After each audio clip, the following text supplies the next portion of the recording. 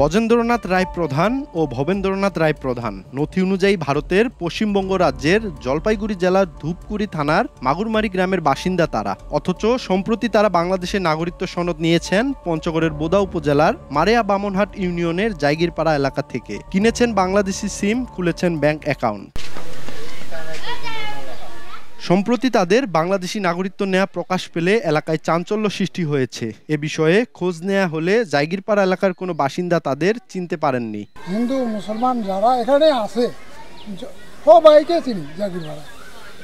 এই পরিবারটাকে তো আমি চিনি না। 80 বছর পর্যন্ত লোক আছে, তারা কোনোদিন বলতে পারতেছে না, ছবিগুলো দেখে বলতে পারতেছে না এরা এই জায়গার মানুষ। আমরা ভোটার তালিকারও কাজ করছি, আমার জানা মতে এই নামে কোনো ব্যক্তি এই এলাকায় নেই। উপজেলা প্রশাসন বলছে বিষয়টি জানার পর ওই দুই ভারতীয় নাগরিক কিভাবে বাংলাদেশি জন্মসনদ ও ভোটার কার্ড করলো তা নিয়ে তদন্ত চলছে। আর এরই মধ্যে অভিযুক্তদের এনআইডি ব্লক করা হয়েছে বলে জানায় নির্বাচন অফিস। তদন্তে বের হয়ে আসছে তখন নির্বাচন অফিস তাদের এই এটা বাতিলের সিদ্ধান্ত নিয়েছে, আপাতত স্থগিত করেছে এবং সকল কার্যক্রম বন্ধ আছে। যেহেতু এটা তদন্তাধীন এবং এখনো সিদ্ধান্ত হয়নি, সে প্রেক্ষিতে বর্তমানে দুটি এনআইডি লক করা আছে। ভারতীয় নাগরিক বাংলাদেশি বাসিন্দা হওয়ার রহস্য উন্মোচনে ঘটনার সুষ্ঠু তদন্তের দাবি এলাকাবাসীর।